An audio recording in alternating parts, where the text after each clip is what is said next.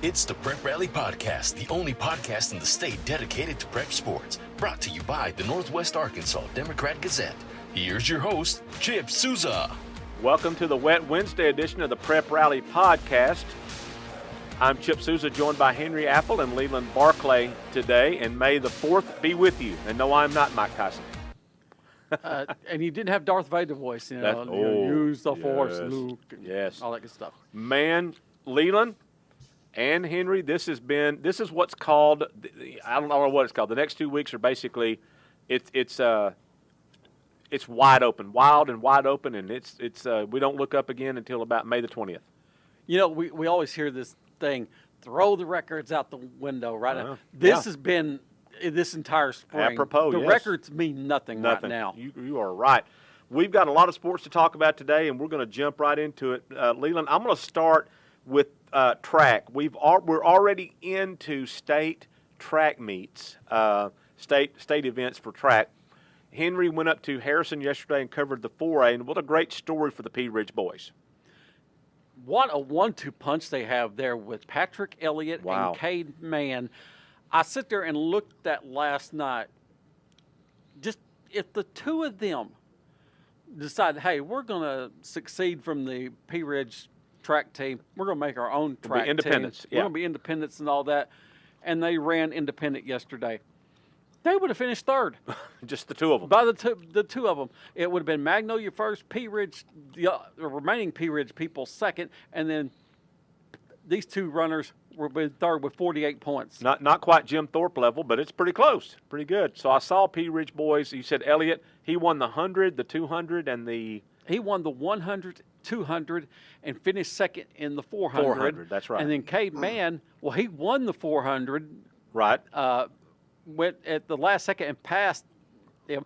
And then he finished fourth in the 100 and fourth in the 200. And then the two were part of a 4x4 100-meter relay team, the last event, and finished second. So that's another 8 points they tacked on. Wow. So what a great day. How many points did they score together? Because one thing I used to see a lot of in track meets was like the high point person. Yeah. I don't see that as much anymore. I see it occasionally, like Brighton Ketter at Charleston had 50 points in a track meet last week. Well, Anna I don't Woolsey, see it as much. So yeah. how much did they have? Is it Anna Woolsey, or what's her? Woolsey, yeah. Woolsey, she went from Ozark. She won Yes. 3 first for sure. Yeah. Yeah, she set out the 300-meter hurdles, which she might have won. Okay. And just so she could focus on the 200 and won that one. She won the 100, the 200, and the 400 yesterday, right? Yeah. Sprinter sweep. Wow. That is fantastic. Yeah. And to answer Leland, those two combined for 50 points. Wow. That is amazing. So the 4A boys state champion Pea Ridge, which completed a hat trick for them, right? They won the state cross country, they won the state indoor track, and they won the state outdoor track. So that's the old Triple Crown. The Triple Crown. There you go. The hat trick or the Triple Crown or whatever for the Pea Ridge boys track team. That's fantastic. The girls state champion in 4A was Valley View. Behind Elise Knight, who set 2 state records yesterday. But not new records. No. I tell people, hey, they want to use this new record. No. Get back to me when you set an old record. Yeah, there you go. The only new record I want to know about is if you've got a black stack of wax, then I'm interested. See that. So there's your champions, the 4A state champions, and that track meet was held in Harrison. The 3A state track meet was held in Lincoln. That was won by the Harding Academy girls, and to no one's surprise, Prescott boys. They've won 49 state track titles in a row, or it seems like it. It's 5, I think, in a row, Henry. Is that right? 5 or 6 or something like that. That's just unreal. That's where you just keep, hey, you graduate a few, you just have some days you step in the roles of, run. Yeah, plug them right in. So congratulations to them. The 5A state track meet was supposed to be held on Thursday in Van Buren. That has now been pushed back to Friday because of the impending rain, the deluge of rain. I think we need to add rowing as a sport this week because I think we could be able to row down some streets here. Rowing, kayaking, water polo. Yes. You name it. And barefooted wading, I think, would be a good one. Mm-hmm. That would be good. I think I saw a little video of Van Buren's baseball team where they had a big pool of water, and they were sitting there just sliding, sliding. That's there great. we go. That'd be great for these teams, especially these teams that have natural grass surfaces that put a tarp out for them. Now you talk about fun. That'd be fun. That'd be fun to do that today. So they have postponed the 5A state track meet. Leland, I think you mentioned this before a few podcasts ago that Van Buren has attempted to host a state meet a couple of times in the past, and they've gotten washed out or wiped out. So hopefully that won't be the case again. But Van Buren scheduled to host the 5A state track meet on Friday, and the 6A state track meet was also supposed to be on Thursday down in Little Rock. That has been postponed to Friday. So hopefully they get those in, running them a day later. Yeah, and I was talking the other day to Rogers Heritage coach Jay Miles about the 6A state track meet, and we noted it out in the 6A West, all the boys' distance records in the conference meet were broken. Wow. And he said, I would not be surprised. He said, watch them in the state meet. He said, a few of these records may go down again. Hopefully we get a good day. And if not this year, hey, these guys are juniors. They got another year to try it. Hopefully we get a good day to be nice and warm. Not Leland Barclay warm, but nice and warm, about 75 maybe. That'd be good days for records. Leland would be more happy if it were 95, but 75 would be great. So that's what's going on in track. So we're getting that wrapped up. State meets should be all ran by the end of the week this week if we can get the weather to cooperate a little bit and get 6A and 5A done on Friday. Now, let's talk about the absolute craziness in baseball and softball. We'll start and spend most of the time today on the 6A West baseball, which is a free-for-all, basically. It's a steel cage match. Everybody's in. Yeah, it's a case right now where it's sort of like if the Royal Rumble. Yeah. You know, Harbor, Rogers, their business is done. Tickets are punched. Tickets Yes. are punched. They're just waiting for next week's state tournament at Springdale. But 6 of these other teams going into this week, anybody had a chance. They had a chance. All you had to do is have everything fall in their place. Now, after yesterday's games, we've had one thrown over the rope and disqualified. That was Springdale. They're out. Yep, they got hit with the steel chair. They're out. They're out cold in the front row of the stands over there. Right. They're out. Couple are still left standing. Right. Springdale, or correction, they're out. Fayetteville is sitting there teetering on the ropes. They're on life support. They Yes. need a win and a Bentonville loss to get into the state tournament. So they have to tag team it. They got to tag. Somebody's got to tag team. Maybe come in out of the stands they don't see. Somebody got to come in and help them out a little bit. Yeah. So like Bentonville can control its destiny. Here's the thing, Henry. Bentonville. I'm sitting here looking at their record, and they are 5-8 in the conference. That's right, 5-8. Mm-hmm. All right. So normally you would pat Bentonville on the back and say, "Boys, good luck next season. You're 5-8. Good luck to you, seniors. Good luck to you guys." Not only is Bentonville not eliminated, but as Leland mentioned a while ago, Bentonville could still finish third in this conference if the right things fell into place today or tomorrow, whenever they play these final games. That is how crazy this been. It is. All season long.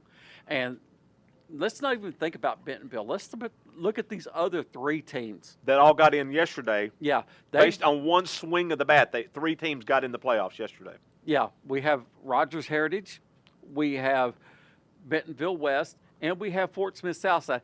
They know now they're in. They're in. Yep. Now, what place they're in, they don't know. And it's crazy because if you start going to head, well, Bentonville West swept Fort Smith Southside. They did. Fort Smith Southside, thanks to a forfeit win over Heritage, it sweeps Heritage. Yes. But Heritage swept Bentonville West. There you go. So you have Bam, bam, bam. the crazy triangle. They're knocking each other out. Leland, I think the craziest out of all of those is, going back and looking at the scores and the things, Southside swept Bentonville. Yes. I think that's the one out of that you think, wow, I didn't see that one coming. Yeah. Yeah. And that helps, along with, like Henry said, the forfeit has put Fort Smith Southside in a position to get that third seed. They right are. now. So let's set the tone. So games on Monday were rained out. Those games were kicked over to schedule to be played on Wednesday, which is today. Don't know if that's going to happen. They've all been postponed. So going to kick it another day to Thursday. Could end up being Friday. Tomorrow's supposed to get more rain tonight and into tomorrow. It's probably maybe Friday before those games are played. All right, so last night, on Tuesday night, Bentonville West beats Bentonville. What a terrific game, 2-1. It was, pitchers dominated that game, and a terrific game, 2-1. Bentonville West wins it. They scored single runs in a couple of innings and held on. Bentonville got one run there late in the game, but Aaron Arnold came in, shut the door on them, got pitched terrific in relief, got a save there, and so Bentonville West gets the 2-1 win against Bentonville. So that has Bentonville West looking pretty good. We skip down to go over to Southside and Springdale. Southside gets a terrific pitching performance from three guys. They do well. Southside beats Springdale 2-0, so that's got Southside looking pretty good. Then we go over to Rogers Heritage, and they gave us some free baseball. They couldn't get it done in 7 innings. We're tied 1-1 after 7, 1-1 tied after 8, and 1-1 into the 9th inning. And with one swing of the bat, after 2 outs, Rogers gives up a pair of walks, and then up steps Quentin Edwards, and he goes booyah, 3-run walk-off jack that not only won the game for Heritage 4-1, but it sent Heritage, Southside, and Bentonville West all into the state tournament. Just on that one swing of the bat, he took care of 3 teams with one swing. Yeah. Just with one, and he swung at the first pitch. He saw. He liked it. Yeah. He went with it. He saw those 2 walks. He said, I'm not going to walk. I'm going to take a shot at the first one, and bang. Well, he did. So now in the 6A West, we know for sure Rogers is the number 1 seed. We know that. Number 2 seed is Harbor. We know that. Now, we know that West, we know that Southside, and we know that, who am I leaving out? West, Southside, and Heritage are all in. Now, we don't know what their seeding's going to be, but we know that they're all in. So that's 5 of the 6. That leaves 1 spot left for going to come down to the finish of these games. We feel like Springdale's eliminated, so it's going to come down to Fayetteville, Bentonville. If Bentonville wins their game against Bentonville West, whenever that's played, they will be in. If Bentonville loses that game, then you got to get out slide rules, abacus, calculators, and the sundial and figure out how the tiebreaker is going to come down to between Fayetteville and Bentonville. Well, actually, you first go head-to-head. Head-to-head. And that's where Fayetteville has the edge. The edge over in the run differential. Yeah, Run differential, because it was a 1-run game at Bentonville, but I think it was a 4-0 game at Fayetteville. Okay. So that could happen there. So the final playoff spot in the 6A West is going to come down to between Fayetteville and Bentonville. Bentonville's in the driver's seat. If they get a win, they're in. But a Bentonville loss, then it really muddles things up a little bit. And then we're going to go to the next thing, which is the point differential run differential. Yeah. So there's that. So that's how the 6A West is looking. Now, Leland, you're more in tune with the 6A Central. Little Rock Catholic got a big win last night against Conway to leapfrog the Wampus Cats, and are now in first place by a game in the Central. Yes.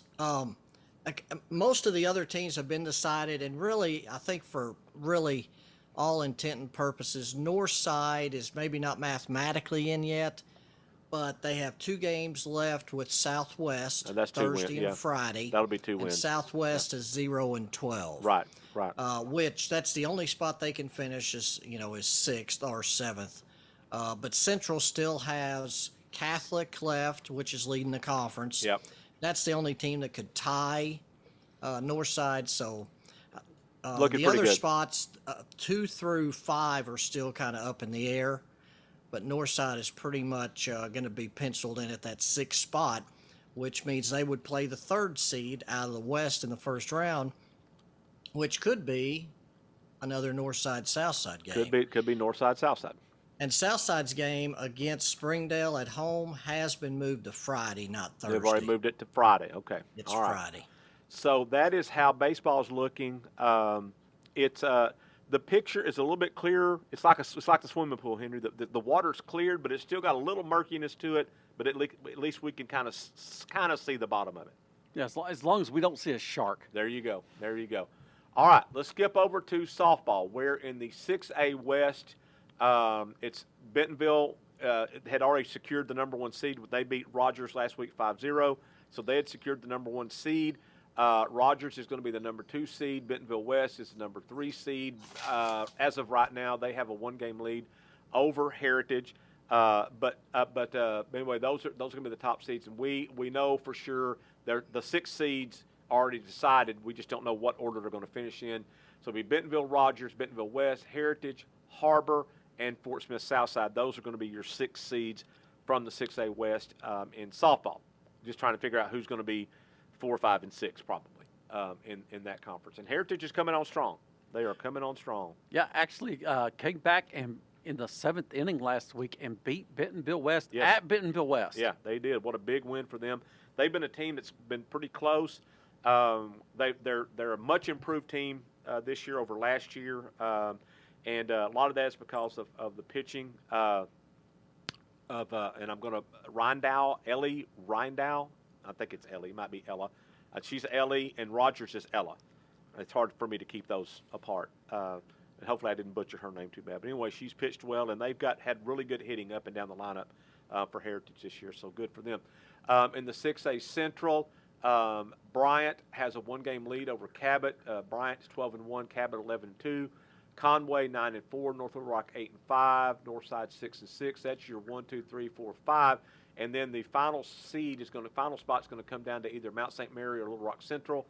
Both of those teams, Mount St. Mary's 3-10, Central's 2-11. So one of those teams is going to get the 6th seed, and one's going to be left out over there. So that's what's going on in Class 6A baseball and softball. Now, Leland, a couple weeks ago, you and I were talking, and it looked like Van Buren, the defending state champions in baseball in 5A, might not be able to get that number 1 seed. They were a game or so behind. Well, guess what happened? The Pointers they are now the number 1 seed. They locked that up last night with a doubleheader sweep. Well, sports, especially local sports, when it comes down to conferences and rivals, sometimes there can be some fickle friendships that become involved in that. Fast. And of course, Greenwood, Van Buren was rooting for Greenwood last night because Greenwood was playing Greenbrier. Van Buren got their wish. Greenwood sophomore Austin Mitchell threw a 1-hitter to beat Arkansas commit Jordan Husky 1-0 in the first game of that doubleheader that was played at Conway Christian, moved to Conway Christian. Okay.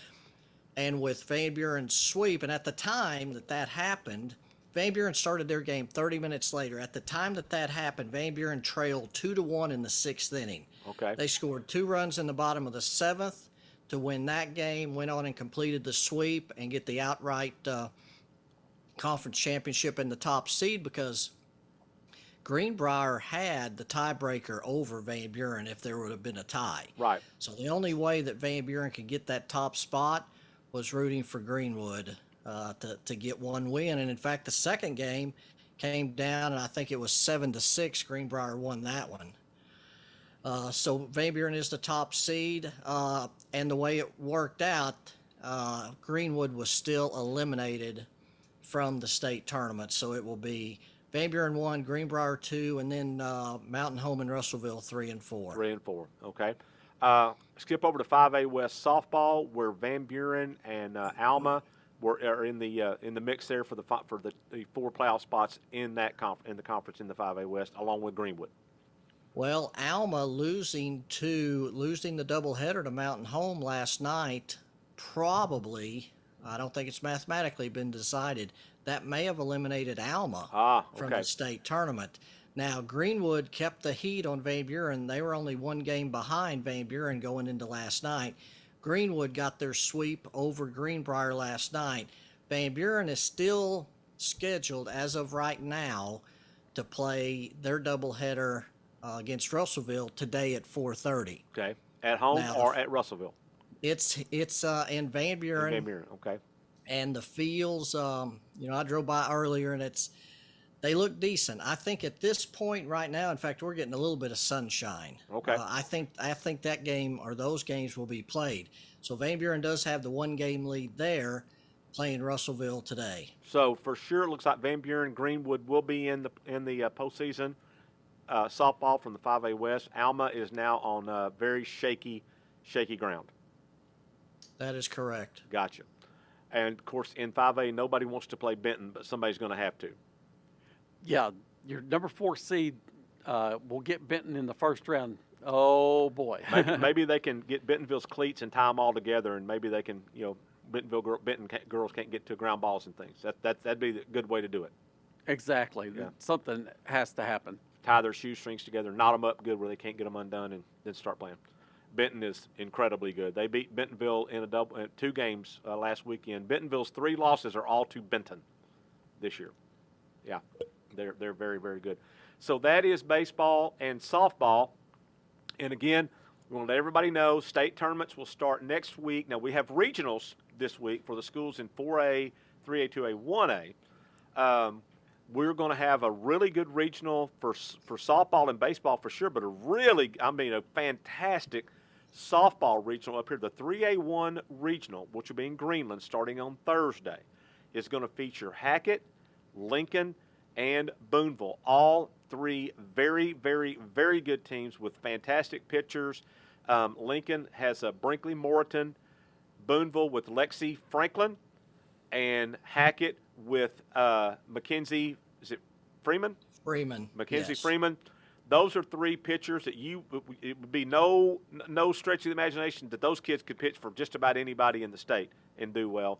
There are 3 phenomenal pitchers for 3 really good 3A teams. So if you're a fan of fast pitch softball, get over to Greenland and catch any of those games in the regional over there. That'll start on Thursday. There'll be 4 games on Thursday. Then we're 2 games on Friday, 2 games on Saturday. The third place game on Saturday will be at noon, and the championship game will be at 2:30. They have a turf field at Greenland, turf infield, grass outfield, so they'll play. If there's any way at all they can play. They may have to stomp through water in the outfield some, but they'll play.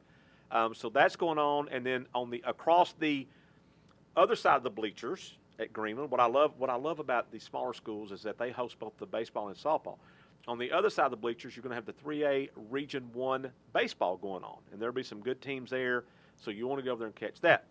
Also, in the area down at Mansfield, they'll be hosting Leland, the 2A regionals there, 2A West regional there, again, just like 3A up here. It's baseball and softball in the same place. So our teams that are going to regionals next week, the 4As will be going to Morrilton for baseball and for softball. The teams to watch there in baseball are Farmington. Shiloh Christian will be 2 teams to watch. For softball, Gravett, Farmington, Gentry. They're all really good teams. I don't know what 4 teams that got in for us. I'd have to go back and look at the bracket. Harrison was the other one. Harrison is the number 4. So any of those teams are good. Morrilton is a defending state champions in 4A. So that's a really good regional. The 3A, we mentioned the 3A one here. The 3A3 regional is at, Henry, I've gone blank on Dover. it. Dover. And that, we only have, Lamar. Lamar is our only school that's in that, but there'll be some good ones there. The 2A regional, 2A West, 2A West regional is at Mansfield, and then 1A is at Omaha/Harrison. Right. Omaha's the host, but it's going to be played at Harrison Parks and Rec, their complex in Harrison. So those are the regionals going on there for baseball and softball. And then, of course, every team next week moves into state tournament play. State tournaments. 6A baseball will be split between Springdale High School and Harbor High School. They've got the baseball. The 6A softball will be split between Rogers and Rogers Heritage. I'm sorry, just at Fayetteville. Oh, that's right, Fayetteville. So Fayetteville got at Lady Dog Yard. So they got that.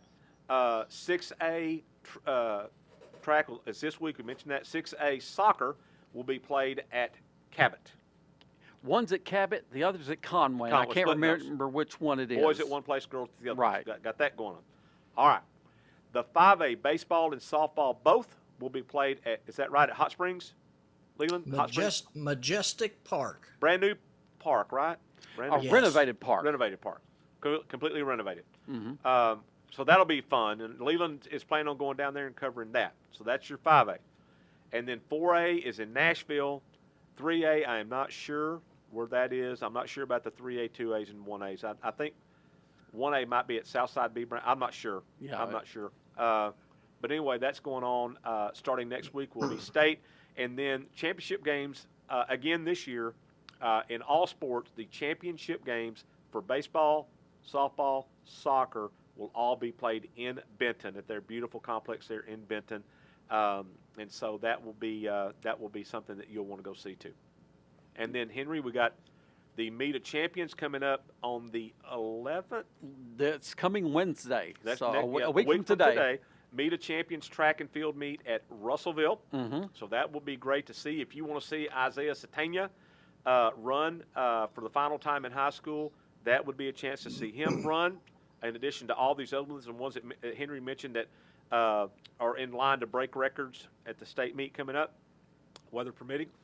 So got that going on. And then for Fayetteville, coming in the end of the month, I believe 18th and 19th or 19th to 20th, somewhere it's like Wednesday, Thursday, or Tuesday, Wednesday? It's a Wednesday, Thursday, and I think it's the 18th, 19th. 18th and 19th, the heptathlon, decathlon, which is great. Those are great events. The boys have 10 events. The girls have seven events over a 2-day period, and those are fantastic events. Go see that. That will be in Fayetteville for the state heptathlon and decathlon, and that will wrap up the school season for us, not counting spring football, which schools are playing different times. I know at Siloam Springs, they're already like 4 practices into their spring football season. So we got that going on, and then we'll get into 7-on-7s and all that, and it all starts again in July and August.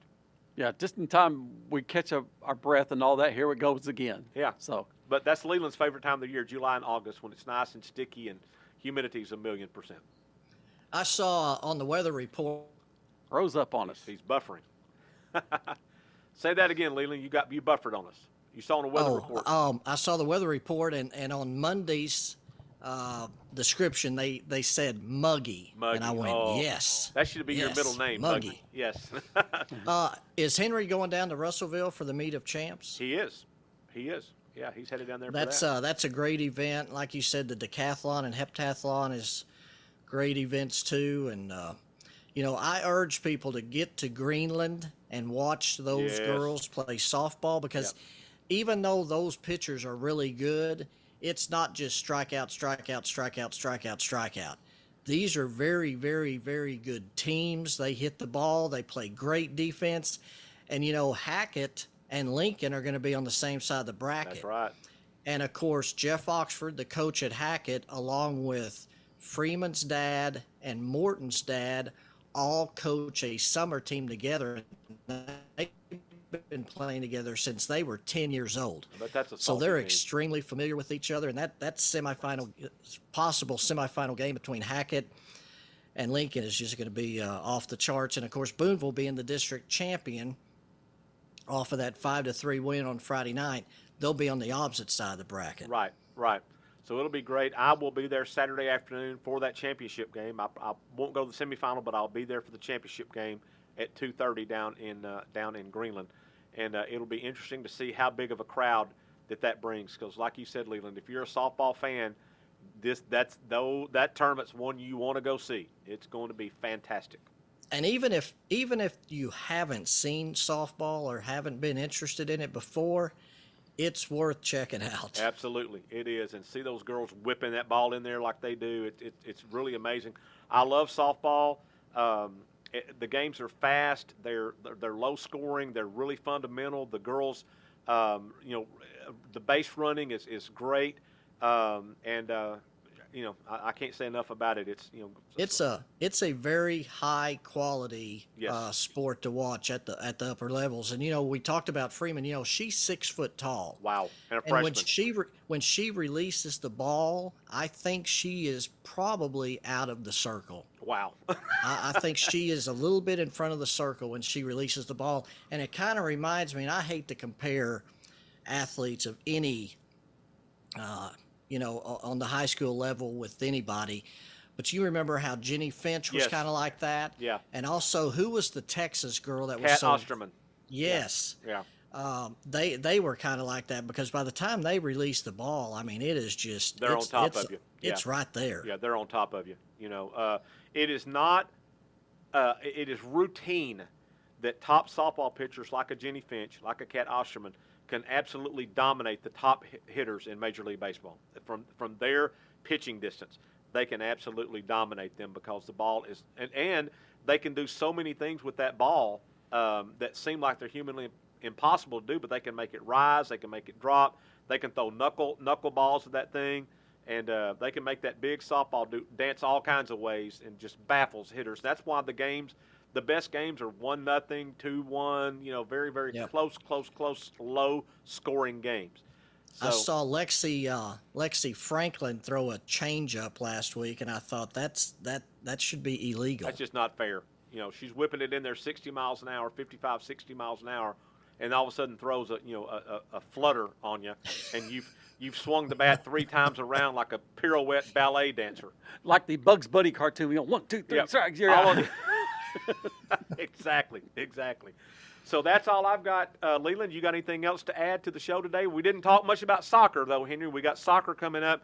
And our guy Rick had a little car trouble today, so he's not in. I told him if he'd wait about an hour, he could crank up the motorboat and drive in. That's how much rain we're getting out there. But anyway, we'll talk a little soccer and get you ready for that. We'll talk about that a little bit next week as we preview the state soccer, state baseball, state softball, and we'll review the state track meets and also talk a little bit about Meet of Champions. So that's it for this week's edition of Prep Rally, the podcast.